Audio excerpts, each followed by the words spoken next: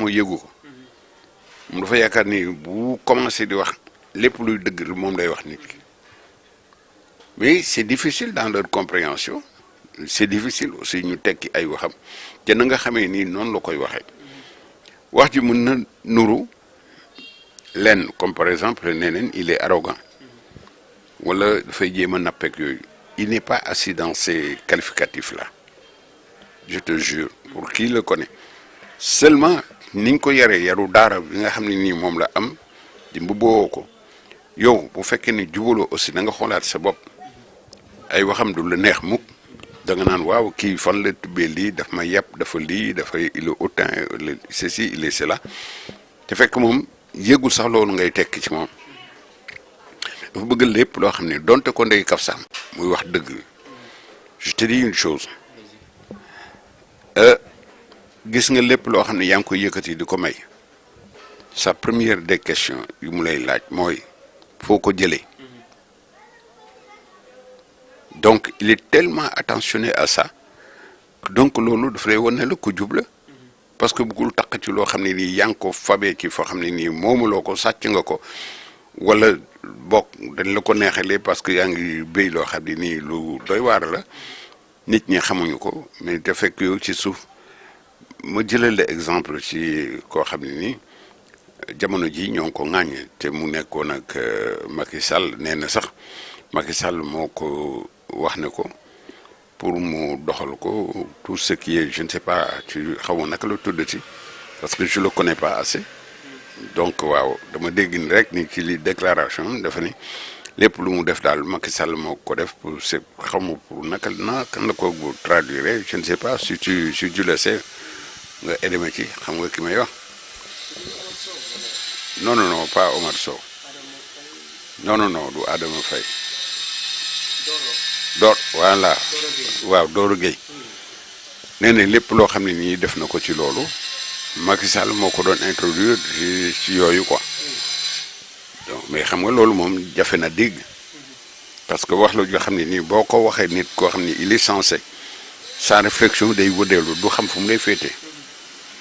day mel ni loo xam ne nii tourbillon nga nekk yow taxaw ngelaw di day yëngal rek day yëngal doo xam face bi fan la doo xam négatif bi fan la donc tu es obligé vraiment d'être gêné par ce discours tu es obligé de ne pas avoir vraiment une explication claire dans ce qu'il dit da nga naan kii c'est nébuleux ou c'est lugubre quoi parce que wax ju ni mel ne nit moo ma doon wax moo ma sant ne ma naa ko doxalee nii ci loo xam ne nii xaw ma nu mu ko tekkeete c'est ça que j'ai voulu vraiment utiliser pour avoir les justes paroles dégg nga bon ca na mu ko waxee dafa nekk loo xam ne dafa tey xel alors loolu day indi jiixi jaaxa mais Sonko n'est pas comme ça mais buy wax nañ koy nit ñi déggee dafa mel ni luy indi jiixi jaaxal seen bopp ñu daal di ko tout de suite dëkkal foo xam ne nii moom waxewul foofu ñi ko wax ne ko nag na xoolaat communication c'est parce qu'ils ne comprennent pas peut-être waaw parce que waxam dafay dëxuñu wax ju dëxuñu nag il faut nga nekk spécialiste mën koo tekki xam nit ki li tax mu dëxëñ wax ji il veut pas provoquer personne mais wax lu joo xam ni ñu jóor ci dëgg ëtt bi kenn ku nekk bu dafa mel ni duñ doon seet mu nekk ci biir suuf xamuñu fu mu ne ñu jël suuf si di ko kii di ko tourner waat pour trouver la chose ay waxam souvent noonu lay mel ci dégg ñu nit ñi donc loolu buñ ko jéem a yeew foo xam ne ni moom waxewul foofu c'est-à-dire s'ils ont de la souplesse dañ xool moom dayoom daal na kat kii xanaa vraiment waxuma sax sañul waxee nii mais ku ko xam vraiment xam ni que c'est une personnalité très intelligente doo tëb dëkkal ko foo xam ne nii c'est négatif ça c'est aller vite en besogne alors que boo ko doon laaj il peut te dire kooku yaa ko déggee noonu mais man waxewuma loolu jëmale foofu mu tax comme mënuñu ko tekki ñoom nañu def attention ci gaaw féetale wax ji ne fii la jëm. ñu ñëw ci dund bu cher bi nga xam ne sénégalais itam ñu ngi ci wax xam naa ne sax ponk boobu la ñuy jeexalee bërki dem dégg nañu le président Bassirou Diomaye Diakhar Faye mu ne nañ leen may tuuti temps bu ko defee ñu mën a def liggéey bi ci war Sénégal yu bari nag ñu ngi génn vaar jëmale ko ci ki nga xam ne moom mooy le premier ministre Ousmane Sonko waaye bu ñu fàtte ne moom premier ministre mi Bassirou Diomaye Diakhar Faye mooy le président te moom moo wax nañ leen may tuuti ñu ñëw ci li nga xam ne moom mooy dund bu cher bi nga xam ne boobaak léegi Sénégalais yi ku nekk mu ngi cee yàbbi. waaw xam nga c'est vrai mais Sénégalais yi seen bopp sax ñoom war nañ d'abord respecter seen bopp avant ñuy dugg ci yooyu le monde ne s'est pas fait en 90 jours comme les films là souvent di ko wane quoi parcourir le monde en 90 jours c'est même pas possible donc mais nañ ko féetale fi nga xam ne nii foofu lañ ko war a féetale toujours loolu lay wax dafa laaj tekkin dafa laaj tekki ak tekkin tekki ko c'est-à-dire wax dafay am vraiment ci fa muy samp toog fa mais balaa muy toog na xam ne sous-sol yi nga xam ne nii moom la décidé toog ndax son poids attan na ko wala déet les émettants et les récepteurs waaw loolu dafa nekk loo xam ni dafa liggéey ci réew mi loo xam ni déggin day jafe waxoon naa la sànq dégg ak déggin waaw lu jafe la ba ci man mii nga xam ni di wax sama wax mën nañ ko interpréter soo xasee ba génn je ne suis plus maître de mes paroles parce que les paroles s'en vont mais les écritures restent dinañ xaar ñu bind ko may ñu nit ki mu bind ko tout de suite ñu joxe benn jugement nga mel ni ñu ku ñu jox rédaction boo xam ne nii au lieu de commencer par l'introduction non tu vas à la conclusion subitement déjà il y a quelque chose de faussé le développement faut koy placer mais dans des combinaisons tu peux mettre un développement en conclusion et une conclusion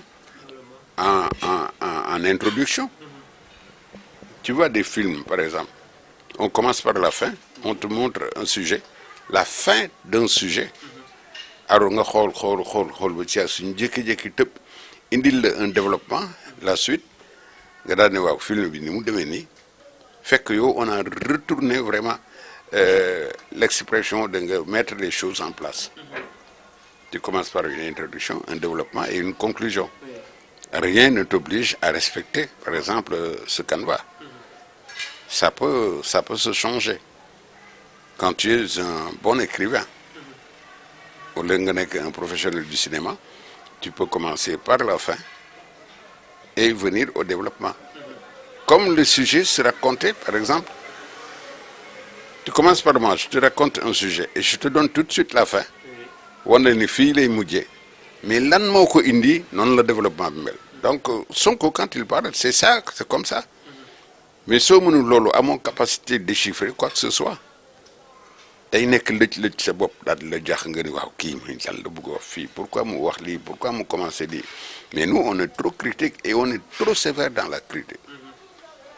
une bonne critique ne s'applique pas comme ça il faut avoir une bonne tête qui raisonne, mais pas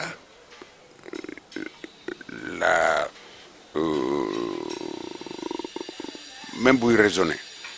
C'est pas du faire que tu tapes du déclou son.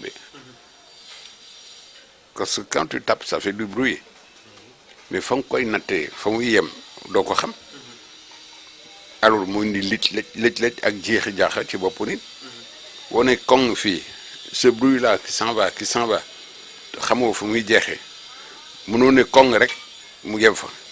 en général da nga gis ñoo xam ne dafa am lu ñoo teg ci suuf pour bu frapper mu bañ di indi son boo xam ne ça continue li ñuy wax ni déjà mi ngi dugg ci micro mais la finalité du raisonnement xamoo ko man xaw ma ko ah loolu nag souvent ñi mën tekki noonu la ñu doxalee xam ne doo junj wax rek ñu daan ne lii nga bëgg a wax teel dem soo koy xet danaa ne la yow tu n'es pas intelligent xaaral ba mu teeral c'est-à-dire quand tu n'entends plus le son foofu la yem mais dès qu'il commence nga daan ne kii di lii la bëgg a wax loolu mooy indi jiixi jaaxa entre les gens qui travaillent sax su ma waxee les gens déjà day ëmb ñu bari te du ñëpp donc moom la ñuy taxer les gens de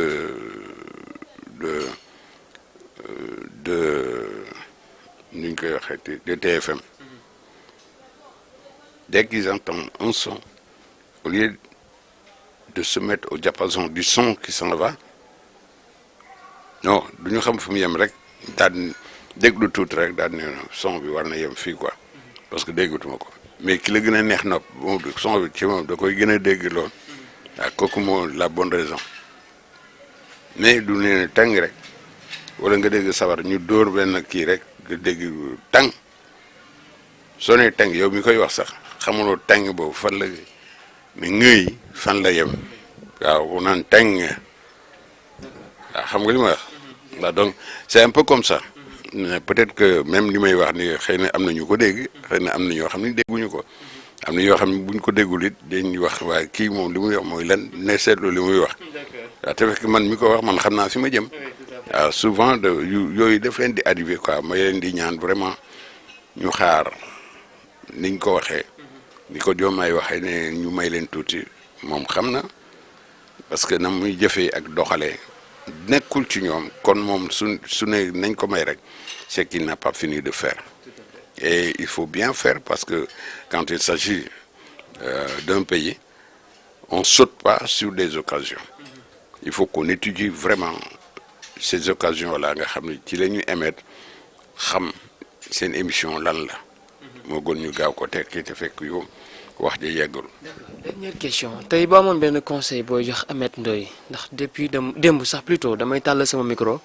ñenn ci patriotes yi nga xam ne ñoo nekkoon ci esplanade bu Grand Théâtre waaye ji ko ci tàllal micro rek dafay mel ni c'est-à-dire bu jàkkaarloo woon ak Ameth Ndoye dina am lu mu ko def tey boo amoon benn conseil boo koy jox moom Ameth lan lay doon. Je le connais pas tellement je l'ai même je l'ai même pas suivi pour wax dëgg rek man bari na ñu ma xam foofu mais du ñëpp laa xam donc may tekki sax moom intervention dama xaw a la jël parce que li yàlla sàkk mu gën koo fonk nit la d'abord avant mooy dugal naan waxu politique la waxu kii la loolu il faut le comprendre non man dama doon koo xam ne nii lépp loo xam ne nii maa ngi koy wax xëy na yenn saay muy gàkk xëy na yenn saay dans mes explications certains ou certaines personnes ne comprennent pas ou bien da naan ma da nga far de trop waaw parce que Pastef moom lay noyyee donc bien que aw ma carte gum mais je compte avoir vraiment une carte ba ñu gën a xam ni fa laa dugg fa laa bokk te man musuma dugg ci affaire politique musuma jënd benn carte parti fii waaw apprécié nag par sympathie bon peut-être ki nga xam ne nii fa la sama jabar nekk mu di nekkoon sax laay wax parce que léegi nekkatu fa mu di PS moom Tanor la bëggoon waaw moom Tanor la bëggoon def ko ci xolam et comme sama jabar la elle parlait beaucoup de ça mais mënuma influencer ci leen parce que moom bu ko neexee mu far ko muy far bu ko neexee man ma far fi may far parce que moom au départ boo gisee xaadir la woon mais man bi ma duggee ci affaire murit sama sëriñ ñëw fii muy sëñ Cheikhouna Mbacké bu sëñ Baara dégg nga plusieurs fois donc moom dafa wëlbatiku nekk kër sëriñ bi bañ na ba nga xam bu demee Touba dégg nga togg yi seen jabar di def ciy boole day simeeku yeew kii am ndiggam bokk ci liggéey bi waaw kon xaadir ak murit dañoo jegewoo waaw lool ay doomu day lañu quoi donc loolu laa ci comprendre mais féetiruwuma ko fenn lu mooy rek ni bon xam nga jigéen ñi aussi ne léeg-léeg seen bëgg-bëgg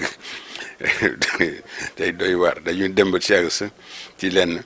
jékki-jékki rek volte-face change te fekk na xëy na loolu muy changé am na une coordination parce que l'islam benn la soo déggee ñu koy wax gis nga këru diine yi fi jóg yëpp bu ci nekk ay toppante la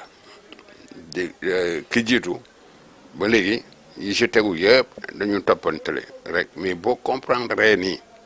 ñoom li leen amaloon solo moo doon diine ci boppam gën a jege Muhammadu Rasulillah sallallahu alayhi wa sallam mi ñu ma tuddee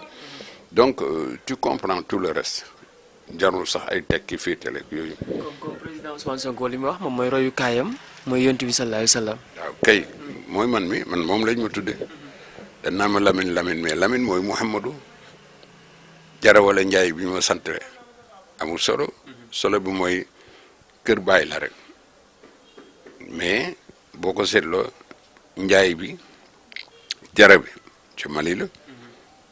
Njaay bi fii la Sénégal mais mooy Jaata aussi ca Casamance donc lan moo indi loolu yëpp le cousinage qui existe ici au Sénégal ba nga xam ne ñun dañ ko tekkee foo xam ne appartenance ethnique la mais yooyu yëpp amul solo xam nga li am solo nit ki fa mu wékku fa mu wéeru ak la ko tax a nekk ci àddina mu xam ko xam ni dafa war a wéy ci dëgg ak jub loolu moo indi jafe-jafe waaw léegi nag tekkin yeeg ki yeeg yëpp wéy ci dëgg ak jub rek c'est tout. jërëjëf kilifa gi ñu bàyyi la rek nga daal di tàggoog internet yi nga xam ne ñoo lay bàyyi xel plutôt. ma leen di ñaanal rek di leen wax ni il n'est jamais trop tard pour bien faire je vais tout simplement leur dire ceci méfions-nous de l'œil et de la langue car plus l'œil admire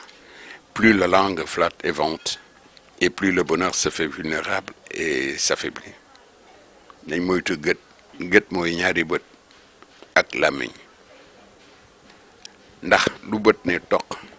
làmmiñ soriwu ko de da koy tudd ba boo moytuwul mu laatu kan boo demee armée ñu bari ñoo ngi leen suul te dara yóbbuwu leen lu dul seen làmmiñ